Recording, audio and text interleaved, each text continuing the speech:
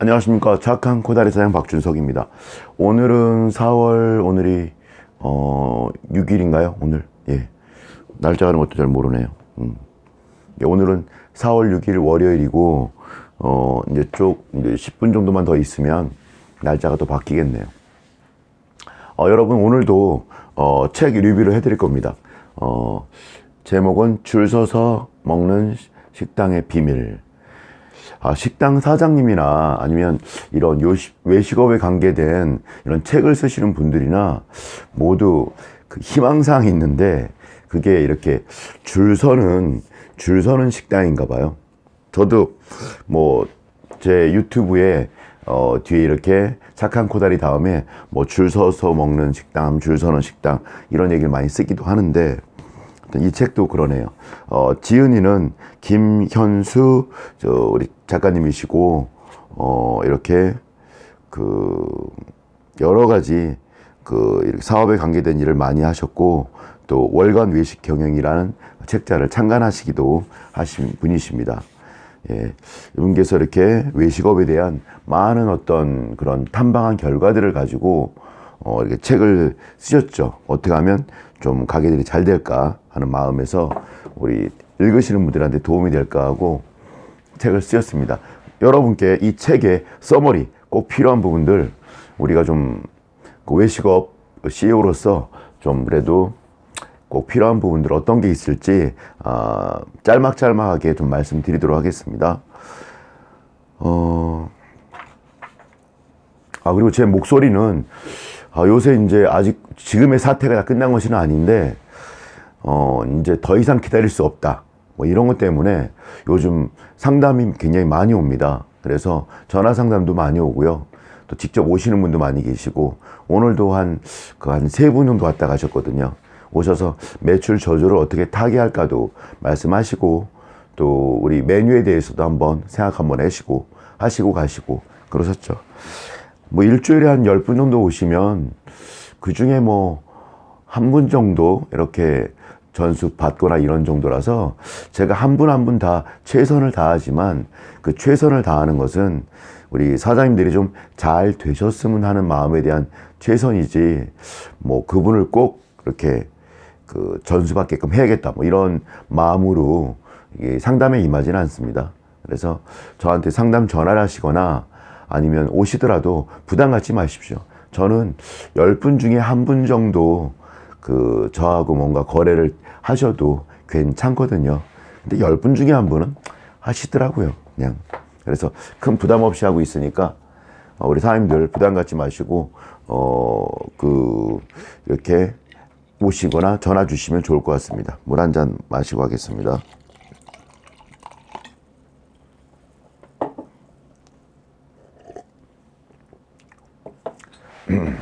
하여튼 그러다 보니까 좀 목이 좀 쉬었습니다. 예, 시작해 보겠습니다. 예, 줄 서서 먹는 식당의 비밀. 핵심적인 내용만 간추려 드려 보겠습니다. 첫 번째는 소비자가 갈 만한 식당이 없다. 뭐 이런 내용이 있네요. 우리 사장님들도 가족과 외식하거나 친구들을 만났을 때 어디 갈까 할 때 잘 생각나지 않지 않던가요? 저 그렇거든요. 잘 생각나지 않아요.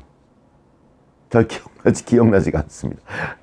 또 어떤 때는 또 우연찮게 누구 따라갔는데 너무 좋아서 그 집을 생각하려 하는데 우연찮게 갔는데 너무 좋아서 기억을 해놓고 싶은 식당도 있긴 하죠. 근데 그걸 뭐 볼펜 꺼내서 메모하는 경우는 별로 없는 것 같아요. 자, 그래서 우리 식당 사장님들이 해야 될 것 첫 번째, 갈 만한 곳이 없다라고 할 때 첫 번째 문제는 정말 맛있고 정말 그 집 가야겠다는 기억에 남는 집이 제가 안양 전체를 통틀어 놓고 봐도 한 이 70만 명이 살고 있는 이 동네에 한 5집이 안 되는 것 같아요. 그래서 정말로 맛집이 되기란 만만치 않고 조금 이렇게 맛집만 되면 장사는 더 잘 될 것 같다는 생각이 들기도 합니다. 첫 번째 노력할 점, 정말 맛있게 한번 만들어 봐야 되겠다. 그런 마음을 가지고 노력하는 자세가 필요한 것 같습니다. 노력 혼자 하지 마시고요. 정말 맛있게 잘하는 어떤 사장님들, 주변의 지인들에게 좀 물어보는 것도 좀 필요한 것 같아요.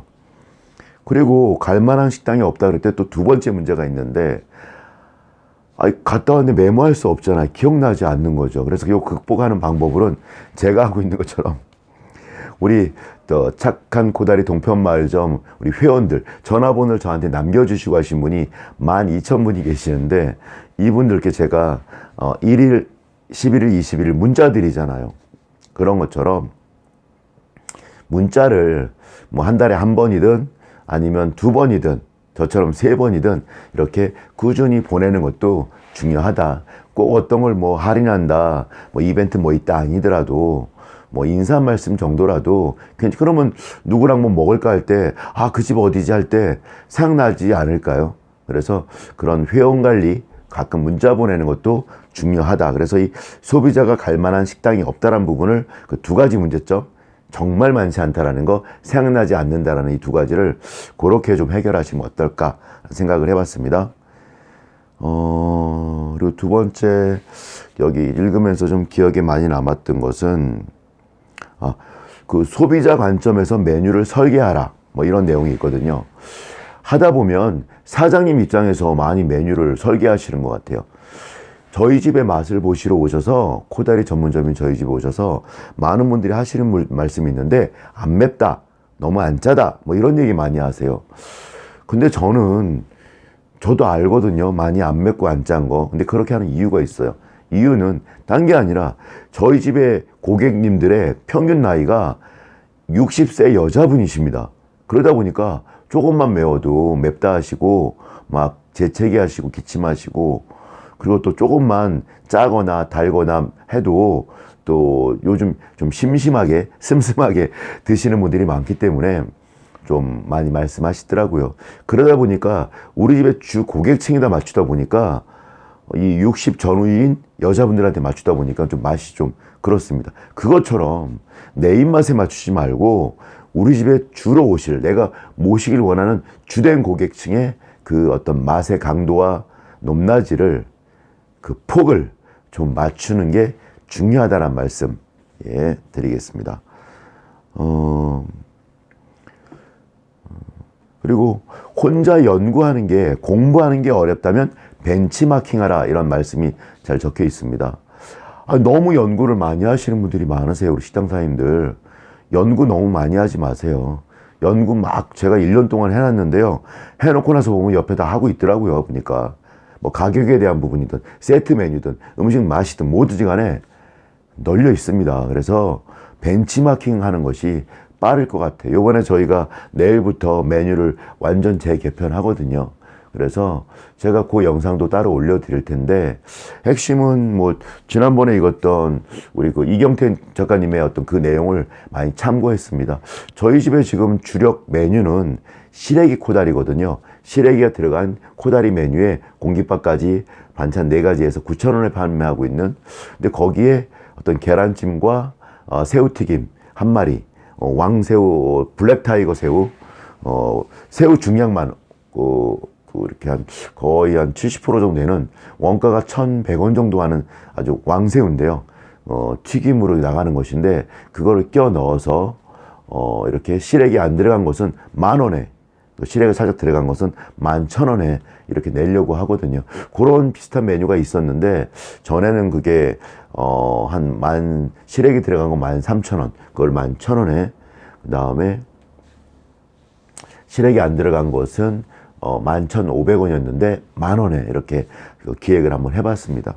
저는 제가 이런 아이디어를 내는 게 제가 만든 게 아니라요. 책을 보고 배운 거죠. 벤치마킹 한 거죠. 다른 데 가서 보고 한번 제가 시도를 해보고 좋으면, 잘 되면, 또 안 되면 또 말씀 한번 드리겠습니다. 그래서 벤치마킹을 하라.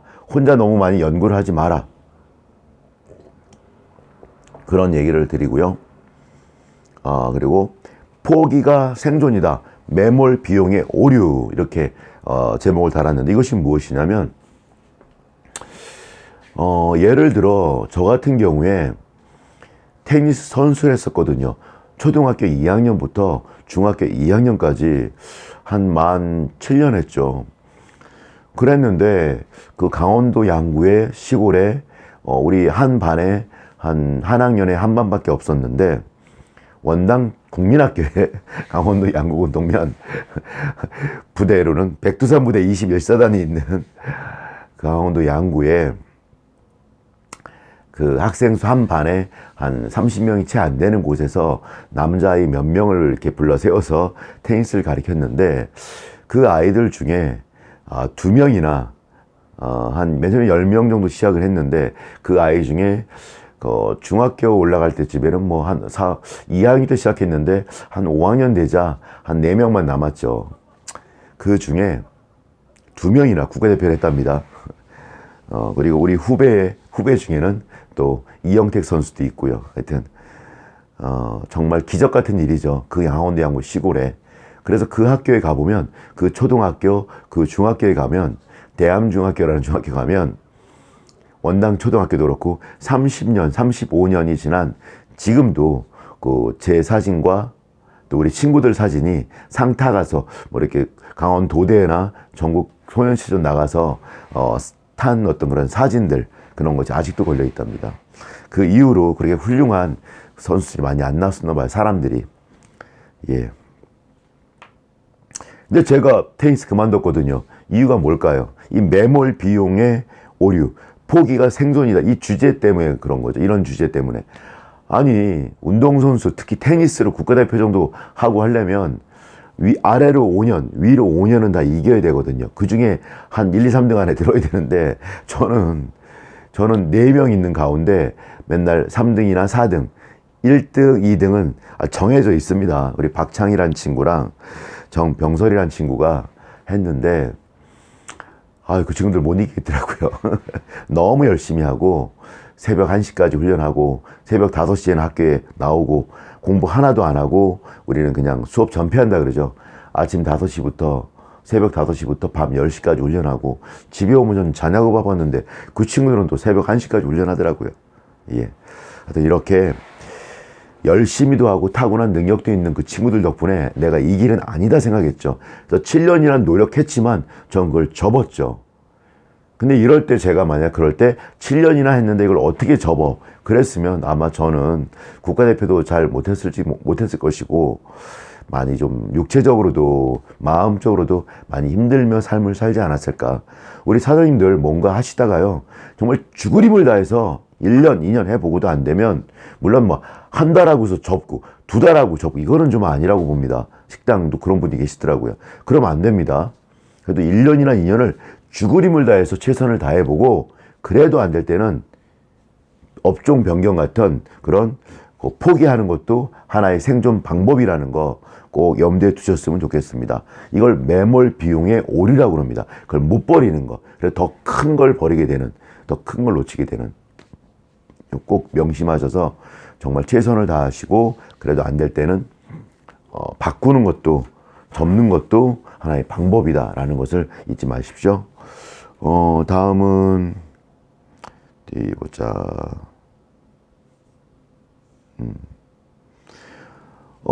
손님을 내 편으로 만드는 그 어떤 효과에 대해서도 얘기했네요. 예.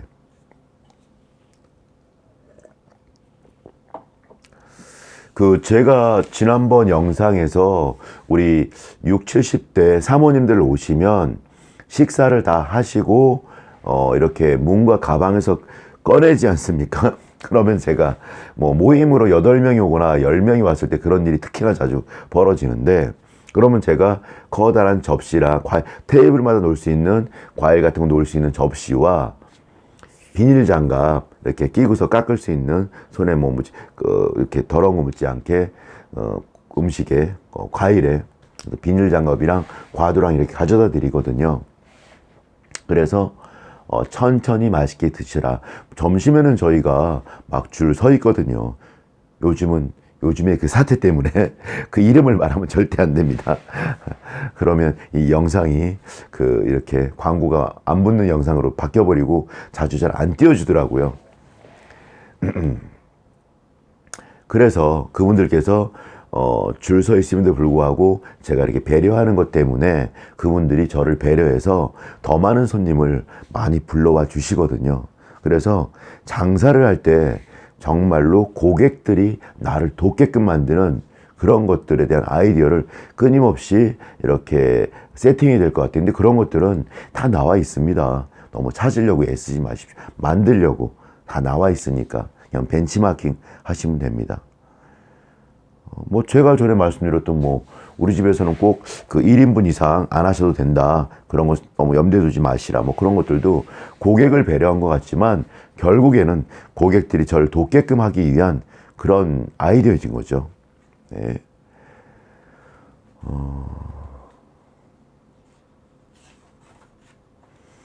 사실은 책을 읽다 보면 식당에 관련된 책을 제가 한 몇십 권을 읽었을 거예요. 그러다 보니까 어떤 책을 읽을 때 확 와닿는 내용들이 그 책을 한 권 읽으면 몇 가지 되질 않습니다. 많이 중복되는 내용도 많이 있는 것 같아요.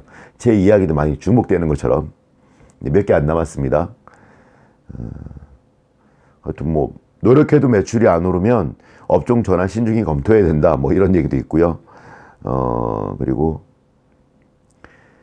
그 80% 이상이 망해 나간 입지에서 살아남은 식당, 뭐 이런 주제도 있네요.